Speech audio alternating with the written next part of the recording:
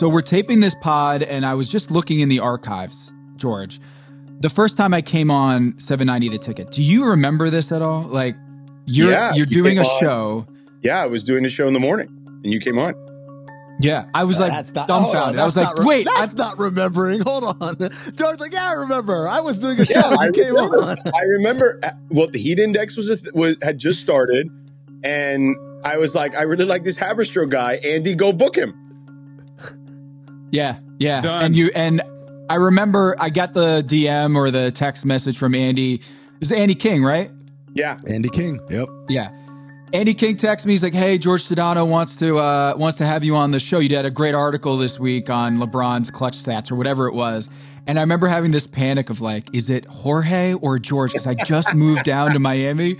I'm this white guy from the north, and I just moved down, and I'm going to go on the show. And I had this whole panic, and I think I had Andy text you like, Tom wants to know, is it George or Jorge? Which I'm sure you get 100 times a day. Every day. Yeah. Yeah. Still. So then later on in April, I just found this in my email. You had LeBron on 790. Yeah. You remember? So there was an interview where he said... This was the first year. Yes, I had him on. I want to say it was the only like phone radio interview he did while he was in Miami, because the other times we taped them, we did them on like media day. Like we would alternate. Dan would do one and I would do the other. But this was right before the playoffs. Yes, I remember April 11th. Yeah, it was right before the playoffs. And then he made a comment. I don't know. I asked about, interestingly enough, I asked him about Skip Bayless back then. And he called him his Howard Cosell. And then I said to him, I'm gonna have you. Do you know any Spanish? I asked him, and he said, no, I haven't picked up any Spanish. So I had him say, we're gonna win the championship in Spanish. And then of course they lost to Dallas. No, good job, George. My fault. I just loved, first of all, what a time capsule that was. Radio, number one. Number two, the fact that the best player in the world is still doing local hits. Right? Like you have to remember, unfathomable now. That would never. That's never going to happen. Yeah. LeBron only still does media day for the local flagship station in LA. Like that's the only time he comes on. Because they come to him. The idea, the idea of like in the middle of the season, hey, LeBron, they need a 12-minute hit. Or I guess now it would be, hey, Giannis or Shai Gilgeous-Alexander, 12-minute hit with the local radio station. Yeah. That's never happening again. No. What people need to realize is the Miami Heat organization, their PR department, unbelievable. They did a great job at getting the guys to talk. And they were always available. They practice, shoot around, after games, before games. They were always available. And that's what made the Miami Heat like so compelling too, is that they just always were on air. And George gets LeBron James on air, 790 The Ticket. And apparently one of your questions, I think the internet has gobbled this up. Maybe there's some sort of archive radio vault that we can access here to get the interview. But apparently you said, hey, LeBron, if I open up your laptop, this is a dangerous question, by the way. If I open up your laptop right now, what is the most frequented website that you go to? And he said ESPN.com. And you said the Heat Index? And he said, yep, there you go. Yeah, I asked him a bunch of like rapid fire questions, and that was probably one of them. It was also like, what music are you listening to right now? Right. But that was definitely one of them for sure. I love that you're just like introducing LeBron James to the Miami market, like in April of his 7th year in the league. You're like, hey, let's get to know this guy, LeBron James. Yeah. Yeah. Well, I mean, listen, honestly, at that point, because everything was so crazy that first year, as you guys know, I don't think he had really done a lot of other than media day. And even there, he might have just done Dan on media day for us on radio, which is why I got the playoff one. So I ended up winning there, I feel like. And yeah, like he really hadn't done a lot of like just local interviews, period, at that point, other than the print stuff that you guys got. So yeah, anything electronic, definitely didn't do like the local TV with like, Jim Barry or anything like that or whatever, or like Will Manso. So like, yeah, it was like the first time like Miami really got a chance to hear him in a more long form situation, because it was like 15 or 20 minutes we had with him. It was great. That first year was nuts. It's the craziest sports story I've ever. I will tell you this. I say this all the time to people, like, because I remember when Kevin Durant went to Golden State, right? And look, I love KD, you know what I'm saying? And like, I'm not saying what he went through wasn't challenging in some ways, but I've always said what LeBron went through that first year, and those guys in general, right? But LeBron specifically, we're never going to see that again. Like, it just, the level of hate, like that game in Cleveland in December, I don't know if you were there, Tom, but it was like the 7th level of hell. Like the way the fans, it was the only thing I can compare it to. There's this funny clip, and it's not the exact same thing. This is me just being silly. But like there's a funny clip of when the Knicks drafted Ronaldo Bachman, and my guy Mark Jones is interviewing. They throw to Mark Jones to interview Knicks fans after that pick.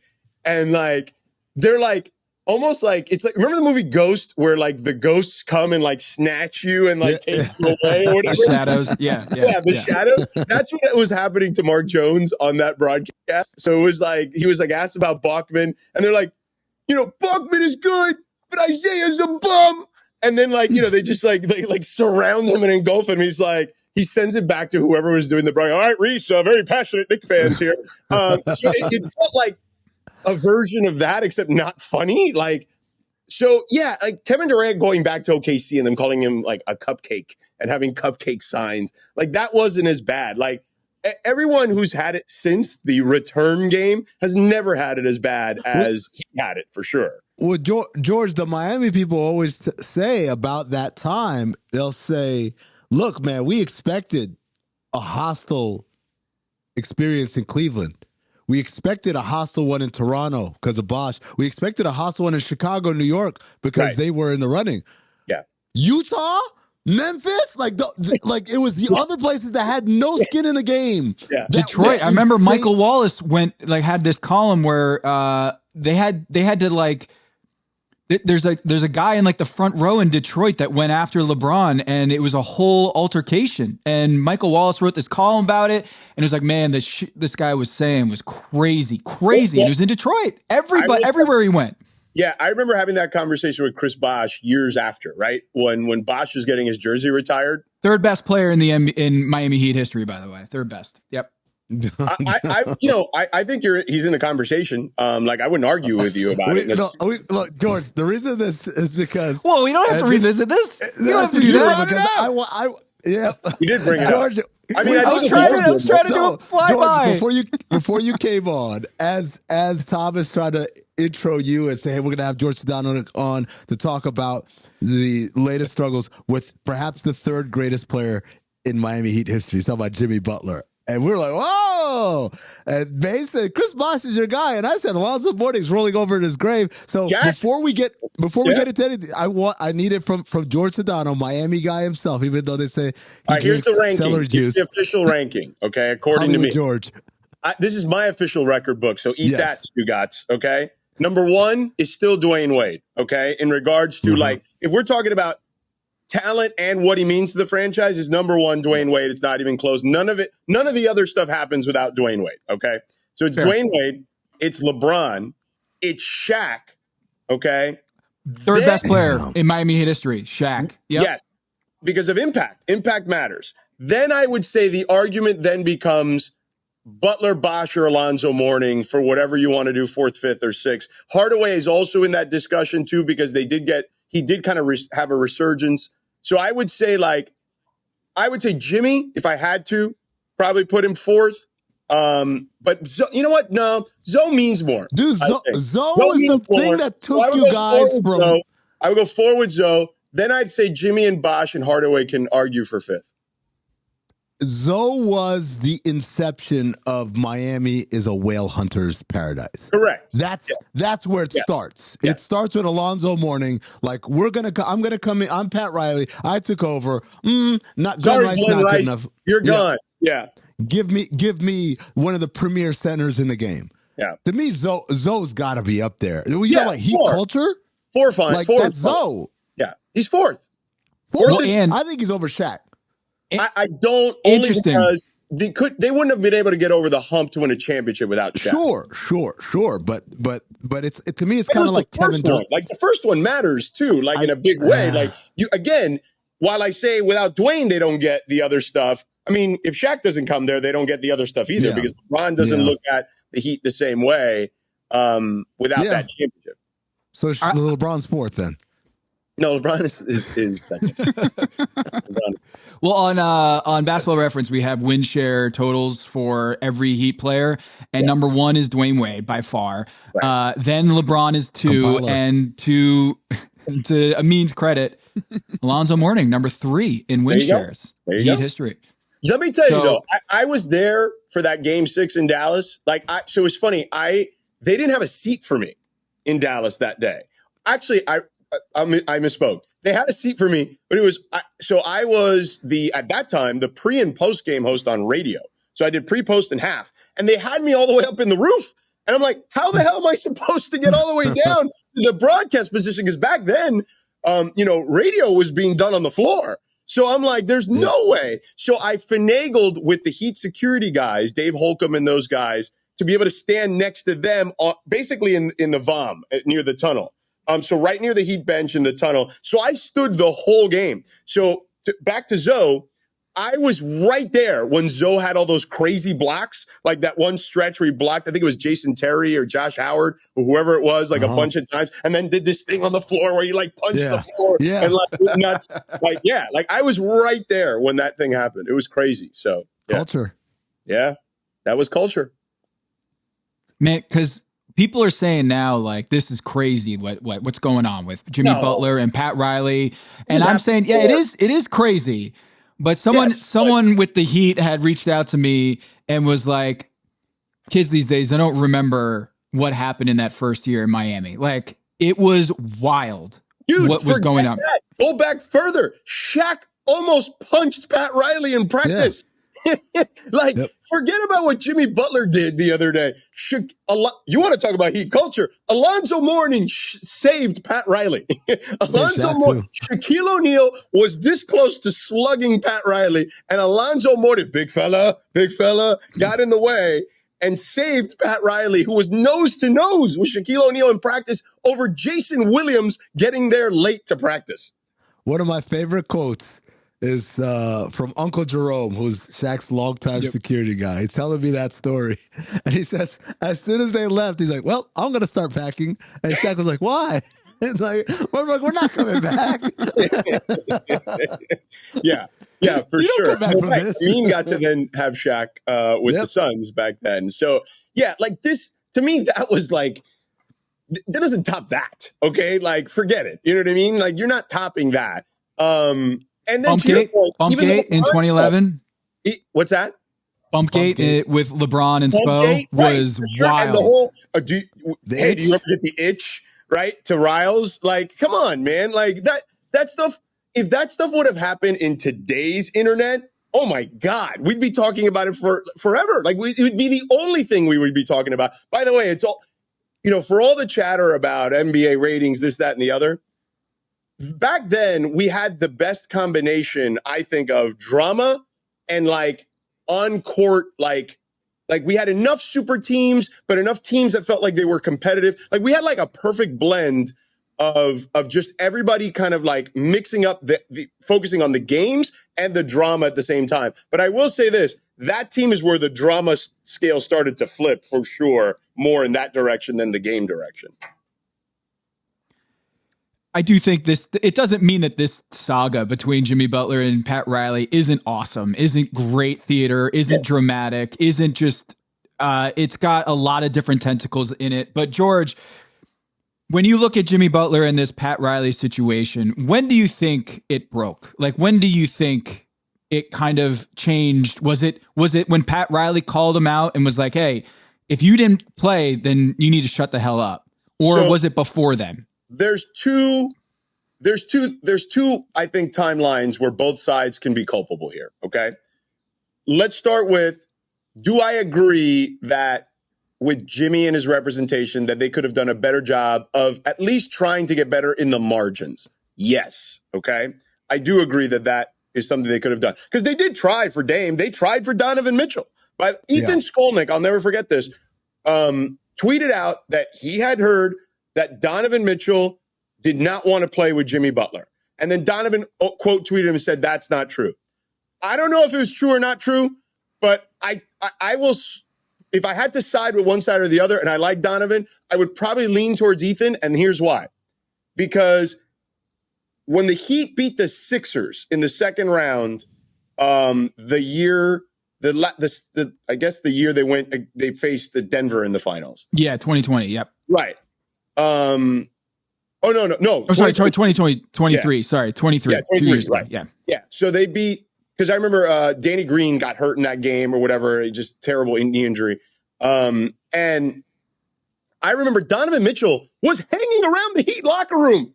Like during that series, like hanging around the Heat locker room, like just hanging around. And I remember seeing him like, hey, what's up? He's like, hey, what's up? And I was just like, oh, okay. And I know he's friends with Bam, but I was just like, but he's in Philly. Like this seems weird. So this would have been 2022 then, because the Philly series was in 2022. Okay, so they beat the Hawks first round, 2022. The Game 7 loss to the Celtics. The Celtics. Okay, so that's the year. Yeah. Sorry, my year's confused.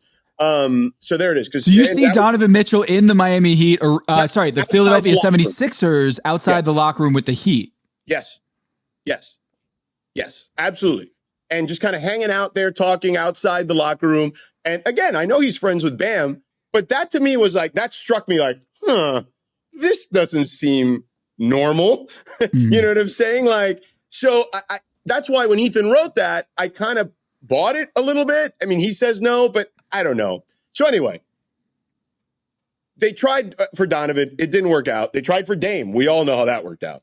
Okay. So could they have found a way to get like a Derek White or, I mean, hell, they tried for Drew Holiday and Portland wouldn't do that either. But could they have gotten like a Derek White or maybe like, I don't know, a Josh Hart or someone that could have helped them on the margins? Sure. I do think they could have done that. But that's not generally who they are. To Amin's point earlier, they're the whale chasers. Okay. Yep. So like them giving up at the time, knowing their mindset, them giving up assets for what they deemed was maybe a marginal upgrade was not worth it. Now, granted, they went back on that with Terry Rozier for some reason or another. That one I don't understand. But every once in a while they have one of those. Like they did that with Brent Barry. I remember with Zoe and Timmy one time. And it was like, Brent Barry, he's a good player, but that's not going to work here. Like he doesn't fit what they do. So every once in a while there's some of those. Ricky Davis, I remember that. I'm like, Ricky Davis? Like, what are we doing here? Danny Granger, beat up, injured Danny Granger after LeBron. So anyway, Luol Deng even to some extent. Yeah, but the greatest free agent signing in Heat history, right? Yeah. Yes, according to Pat Riley. Yes, after LeBron left. But anyway, wow, so, petty. Yeah. Could they have done anyway? Long story short, could they have done better? Yes, they could have done better, at least in the margins. I always feel like even an upgrade in the margins in the NBA where competition is very tight could help you, especially with all it takes is a turned ankle here or there. Things can swing in your direction. Which they've been the beneficiary of too recently. Right. So there's that. Now, especially knowing this thing with Pat when he said what he said in the summer, I'm fairly certain that was probably brewing for at least a little while. You know what I'm saying? And if there's one thing that irks Pat Riley, going back, by the way, years, is if he's paying you tens of millions of dollars and you don't play. Because I remember the year after the Heat lost, and got swept by the Bulls after winning the first championship, he went after Shaq in that postseason press conference. I remember him saying something about, you can't come here and expect to get paid the way you get paid and play 40 games. That's not how we do things here. So that was the beginning of the end of that one. But so I know that that's the thing that drives him insane. But if you're the organization, if you're Nick Harrison, Mickey Harrison, Andy Ellisberg, and Adam Simon, Spo, everybody, Pat, that's how he feels about it. And I'm guessing he wasn't the only one that felt that way. You probably just go to Jimmy and his agent and say, hey, this is probably not going to work for both of us. Like, it's been awesome. Let's trade you so you can get your money. We're not going to pay you based on the production you're currently giving us, based on the amount of games you're playing. Let's just move on. That would have been the smart thing to do. But, they went the other way. They went the way I'm going to challenge a guy and see if that works. By the way, he also called Tyler Hero in that same press conference fragile. Okay, fragile.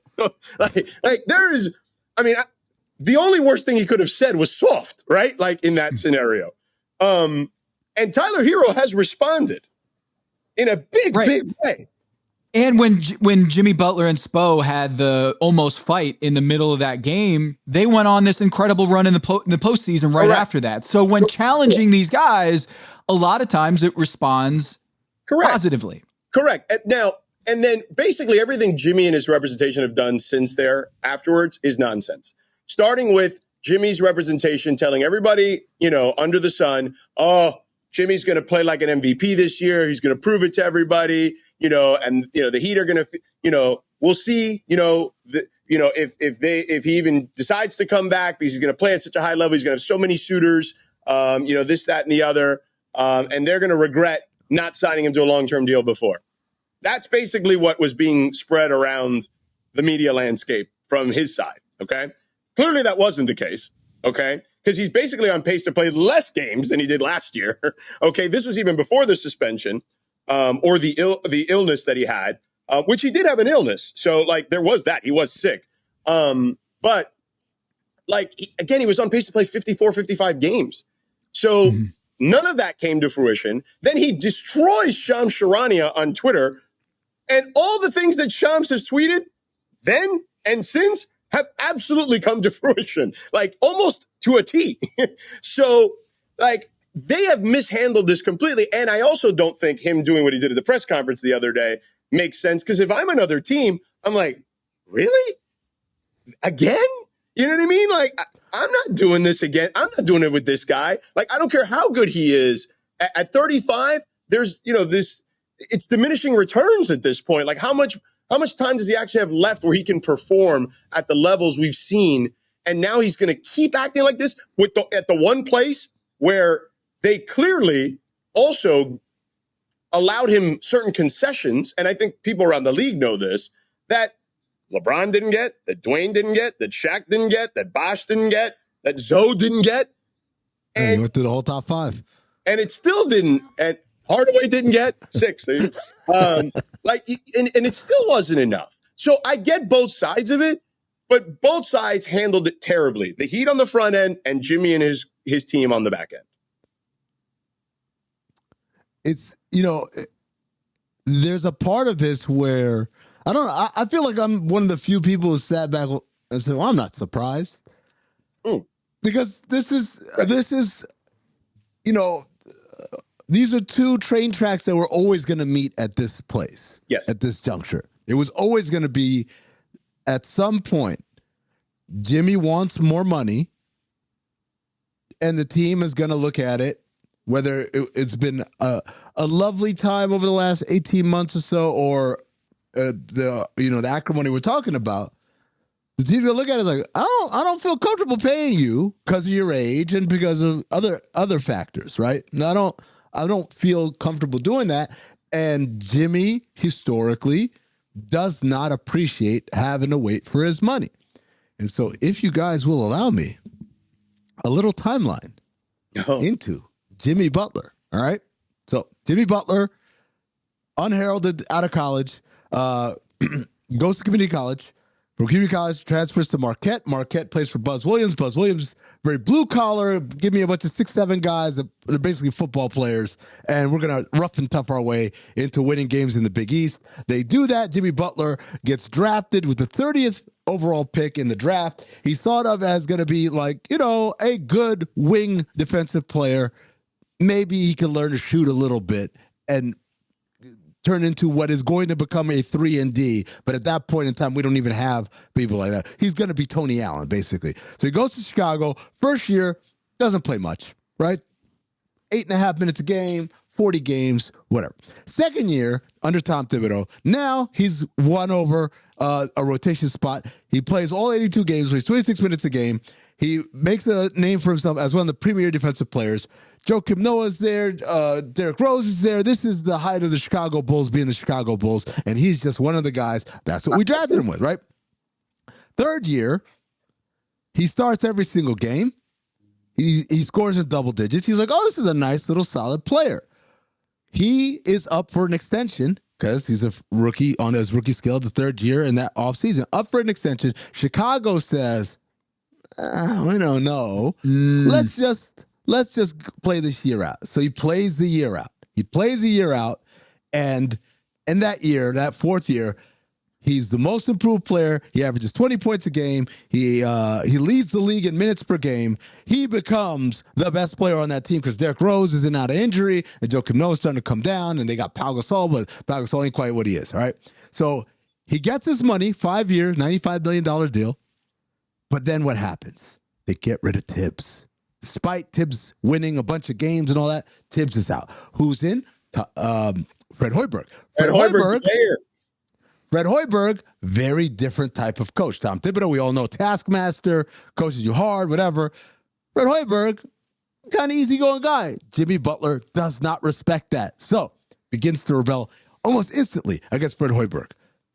Bulls realize we have a ticking time bomb on our situation. We got to get rid of this guy. Also, he's going to be up for another extension in a couple of years. We got to make something happen. So, who should come calling? Tom Thibodeau, who is now in Minnesota as the president of basketball operations, acquires Jimmy Butler, right? Says, oh, we want you here to help build our culture. All the great times we had in Chicago, we want to build it here in Minnesota. Acquires him, right? Sends Zach LaVine and Chris Dunn out there. Goes to Minnesota. Franchise has been horrible since Kevin Garnett won MVP. They have the best year ever. He's clearly raised their level of play. He's raised their young star players in terms of what their approach is, the Tibbs culture, all that stuff. Tibbs says, we couldn't have done it without you. Jimmy says, I'm glad you said that because I'm up for an extension. Can I get max money? And the Timberwolves, many say this is coming from above Tom Thibodeau. This is coming from Glenn Taylor, where they say, we don't know so much. We'll give you max is a lot. I don't know. I don't know if we can hand out maxes like that. You know, money's tight, And then they turn around and they give max to Karl-Anthony Towns, they give max to Andrew Wiggins in consecutive off seasons. And so Jimmy Butler says, wait a second. You said I'm the reason why we're winning, yet you're paying these guys who couldn't find winning in a brown paper bag, in a wet paper bag. You're paying them. What's the deal? And Tibbs was like, So Jimmy says, I don't want to play anymore. Trade me. And Tibbs says, I can talk to him. Spends the whole offseason trying to talk him into coming back. It's like, I got him. Don't worry. It's Jimmy. I got him. It's my guy. Jimmy Butler's incommunicado all offseason, shows up on day one of training camp, walks into practice, takes the third string team, beats the first string team with the third string team. Well, you and I were on the air on national television while it was happening. I was in the Miami Heat media room watching you guys when this was going down. Just full circle here. Broke that story, took the third stringers, beat the first stringers, guarded Karl-Anthony Towns, did not attempt a single shot. Later on, Jamal Crawford would add the detail that he wore a Rolex the entire time. I can neither confirm nor deny that part of the story. But it happens, then leaves practice, gets in a car, drives to a pre-arranged location where the reason why George and I were on the jump was because Rachel Nichols was in Minnesota on hand to interview Jimmy Butler. She interviews Jimmy Butler. Jimmy Butler just eviscerates everything. I go to Minnesota for game one of the regular season. They introduce the Jimmy Butler, the entire crowd boos. By the end of the game, the crowd gives him a standing ovation. But Jimmy Butler does not, because he's so amazing, they win the game. But Jimmy Butler doesn't want to be there. Tom Thibodeau can't fix it, so eventually they trade him to Philadelphia, where he goes. He's like, cool, I'm going to get my money. Goes to Philadelphia, plays with Joel Embiid, plays with Ben Simmons, raises them up, gives a lot of tough love. Some people react positively. Time out. Also, Brett Brown, nice guy coach. Nice guy coach. Yeah. Yep. Nice guy coach. All over him. No respect for Brett Brown. Jimmy runs all over him. Some people say Embiid really appreciated Jimmy. Some people say Ben Simmons not so much in the approach. At the end of it, he's like, where's my money? Philly's like, and then Miami comes calling. Miami comes calling and says, hey, we look at you as a max player. We look at you as someone that we want to give $150 $41 million to, and they do. Acquire him in a sign and trade. He goes to Miami. Everything's great. Couple of years, they go to the finals. Everything's great. They say, you know what? This guy's all about our culture, whatever. They give him more money. They give him a 3-year, $134 million. It's actually 4 years, $184 million with a player option on 25-26. So everything's great, right? He go to the finals again. Everything's looking up. And then we get to this place right here where it's like, again, regardless of how the last couple of seasons have gone since the finals, or last season has gone this season, regardless of any of it, you're still in a situation where Jimmy Butler says, okay, what's up with my money? And the team says, and I'm telling you, we've got multiple stops now. When they go, he's gone. Yeah, he's out. Yeah, that's true. I mean, you're bravo, by the way. Yes. Yeah. You are 100% right. This was the only way this was salvageable was before Pat Riley saying what he said in the offseason was just giving him the extra year, which is what he wanted. He wanted 2 years. He wanted to rip up the player option and just get 2 full years. So 1 extra year beyond that 4-year, $184 million deal. And which would have taken him, I guess, so he's 35, he's going to be 36 to start next season. Yeah, 37. So he would have been 37 at that point on the final year of that deal. Yep. And on top of that, the worst thing that can happen is what's happening right now, which is he torpedoes his trade value because he's blowing up a franchise, a well-respected franchise, and they're trying to move him, but he's tanked his trade value so much that teams are like, if we do acquire Jimmy Butler, how are we supposed to know that he won't do the same thing to us? If we don't give him the extension right away, we say, hey, Jimmy, we love you, dude, but we want to see if this meshes with us, want to see how things go, and then we'll talk in the offseason. That might not fly with Jimmy Butler. He wants his money now. So if you do acquire him, you damn sure as hell are going to commit to him long term. Yeah, George? So I was going to ask you guys this, and Amin, I feel like you being in Phoenix, maybe you've heard more stuff. So I've heard Phoenix is in on not necessarily, quote unquote, lowballing the Heat. But the problem is every single permutation includes Bradley Beal, which the Heat don't want to do because the Heat don't want, in theory, contracts past the 26 summer, because I feel like teams are fed up with this whole we're going to cause a ruckus because of contracts over the last 5-6 years that we've had. And I think teams are going to go back, and maybe I'm wrong about this, but I think teams are going to try to go back, and the league's going to try to go back to the free agency model because there's a lot of guys, either player opt-outs or outright free agency in 26. I think teams are kind of slowly, maybe not so slowly, are kind of like leading up to that particular point. But I have heard that Phoenix is willing to do it. The problem is every permutation has Brad Beal. And then the problem becomes, okay, well, can we find a third team for Brad Beal with his no trade clause that he'd have to waive at that point? Well, then I cede the floor to one Tom Habistro, who's got some more for this on this for us. Well, yeah, it's going to be a 3-way trade with Detroit. It's going to happen. Oh, okay. Detroit, it's a family operation. Mark Bartelstein is it's family. People say that the Heat, it's family, it's Heat culture. Like they operate it's all in the family, right? Well, this other thing, George, is Mark Bartelstein, the agent for Bradley Beal. Yeah. His son is the CEO for the Phoenix Suns. And that seems pretty fortuitous, is that, hey, we need a place for Bradley Beal to go. Why don't we bring him to Phoenix, whose son is the CEO under Matt Ishbia? But it goes even further than that. Matt Ishbia brings in not just Josh Bartelstein, but Matt Tellem. Matt Tellem. Who is Matt Tellem? Matt Tellem is the son of Arn Tellem. Why is that important? Because Arn Tellem is not only the guy, the vice chairman of the Detroit Pistons, who's running the Detroit Pistons basketball operations, and Trajan Langdon's, underneath him. Arn Tellem, how did Josh Bartelstein get his first job in the NBA? Oh, it was Mark Bartelstein called up Arn Tellem and said, hey, can my son get a job over with you, Arn? Arn was actually asking for someone who could work for him, and magically Mark Bartelstein said, why don't you talk to my son? He gets the job. He's an assistant to Arn Tellem. Arn Tellem's son then goes over to Phoenix. It's one big incestuous family of, hey, favors going back and forth. And there's the Bradley Beal problem. Bradley Beal, who is going to take Bradley Beal with a no trade clause? And my thing is, man, wouldn't it be great if one of the front office men, maybe two front office men in Phoenix, could call Arn Tellem and say, hey, Dad, can you Dad, can you take care of Bradley Beal in some way that will entice him to be like, yeah, cool. I'll waive my no trade clause and I'll go and voluntarily go to Detroit. And that is going to take some convincing, as I wrote for TomTheFinder.com.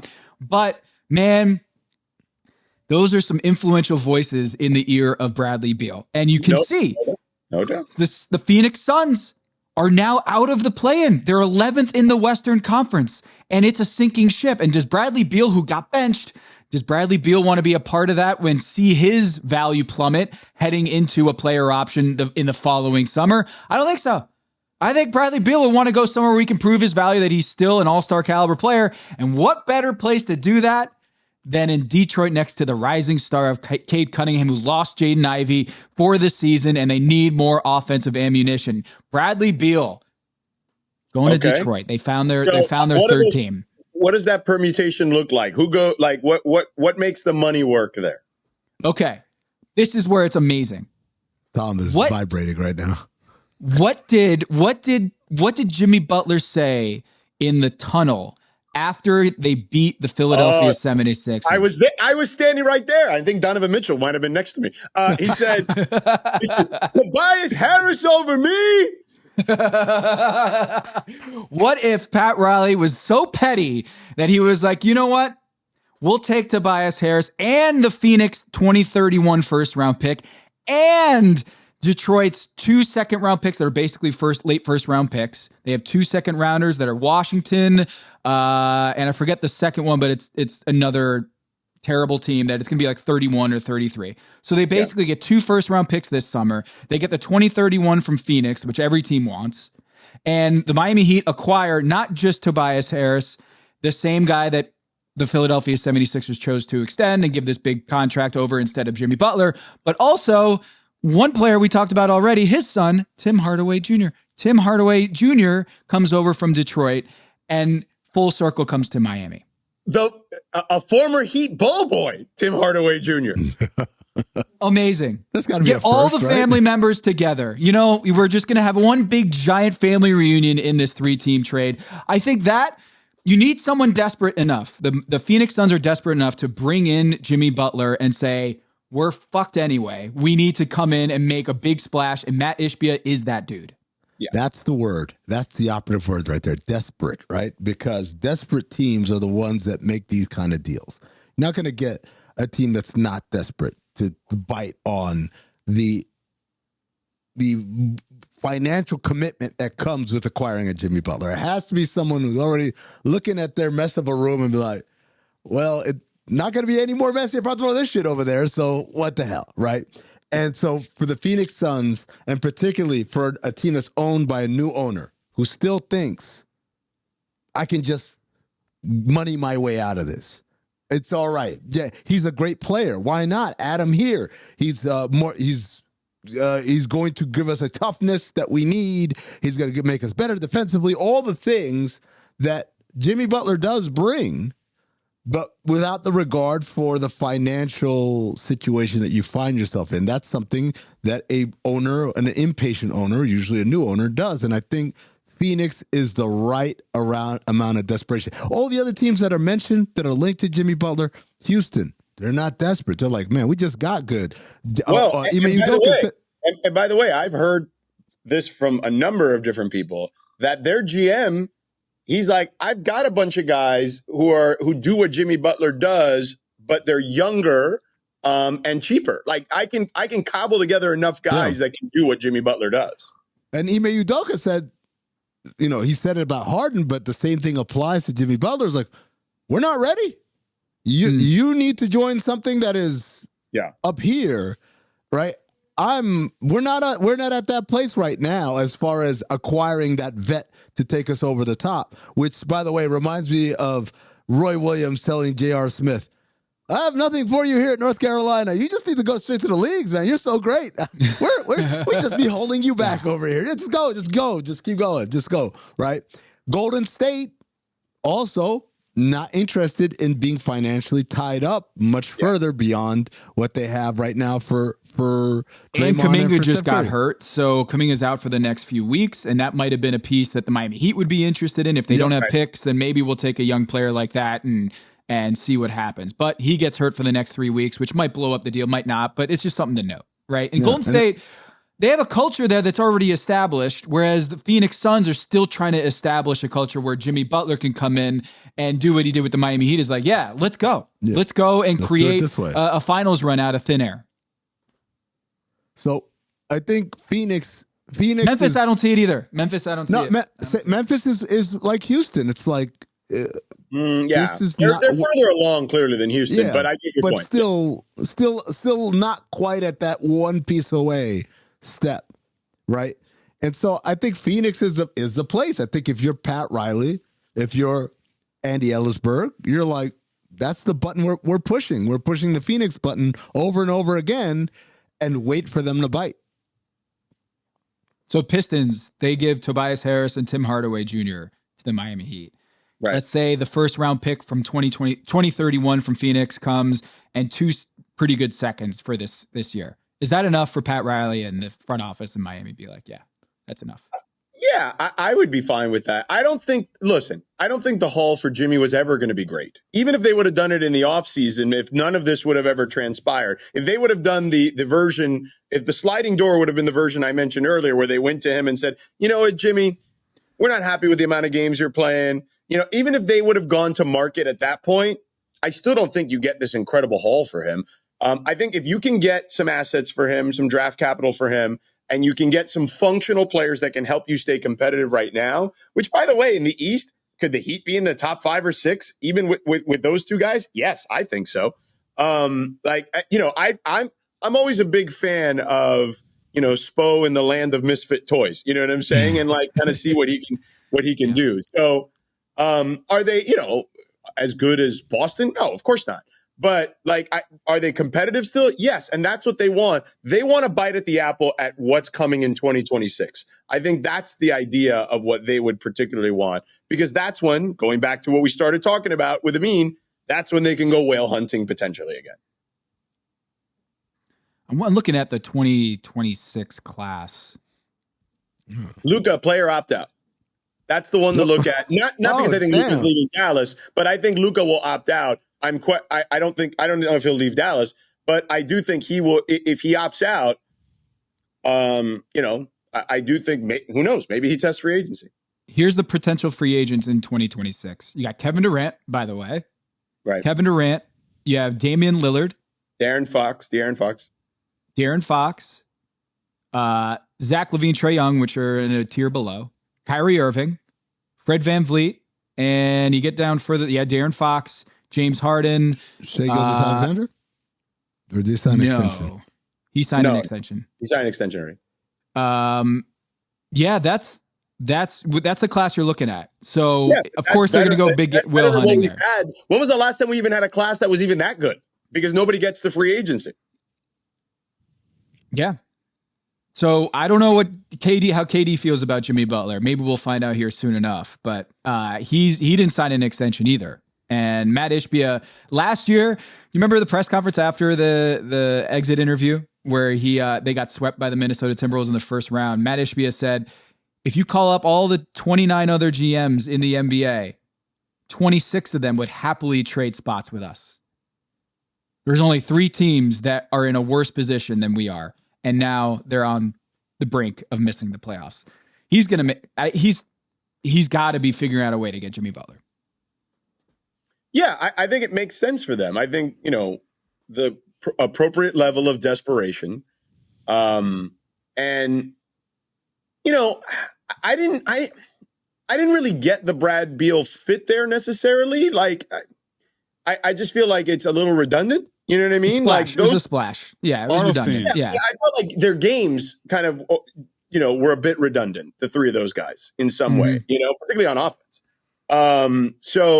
And look, I was there early in the year. Okay. I did a couple of their games, and I'll give Brad a lot of credit. He bought into being the ball handling duties, defending, and for whatever reason, right. It just, hasn't worked out from that point on. That was very early in the season. I haven't had them in a long time.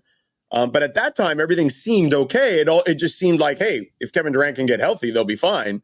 And then Kevin Durant got healthy and it wasn't necessarily fine. So I think that they definitely could use a shakeup. And Jimmy brings an added dimension for sure. Jimmy gets to the free throw line at an incredible rate when he wants to still, even this year, when he's not, some people are questioning whether he's playing as hard as he can.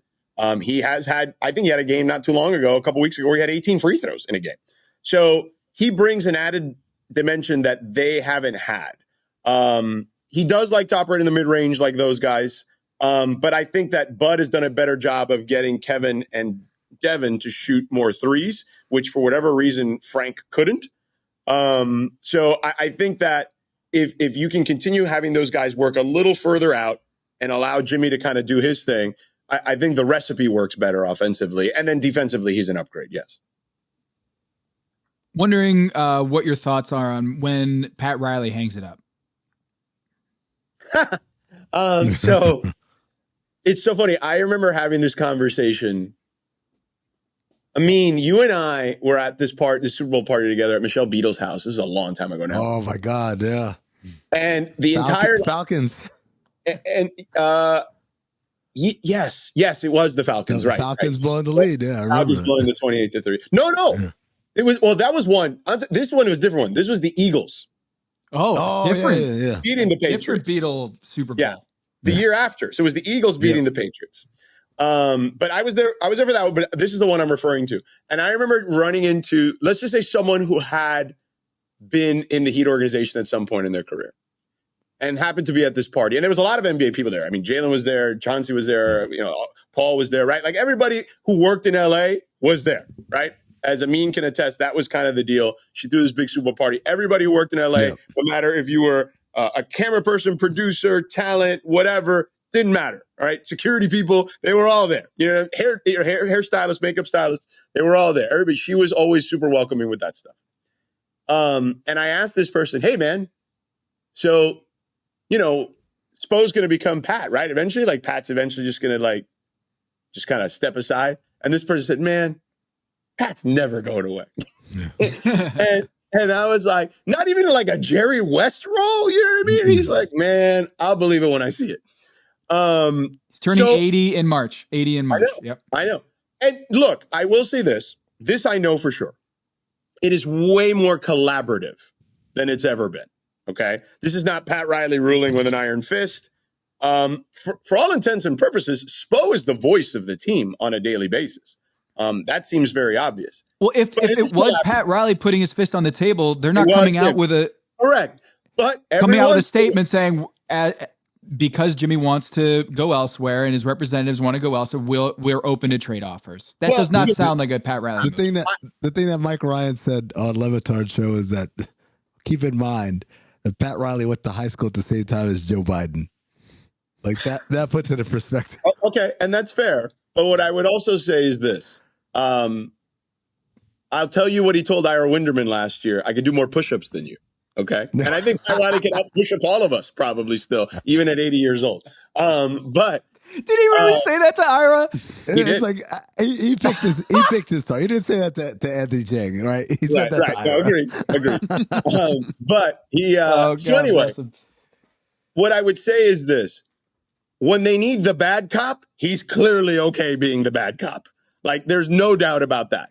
Because Spo, for all intents and purposes, tries to be the good cop all the time.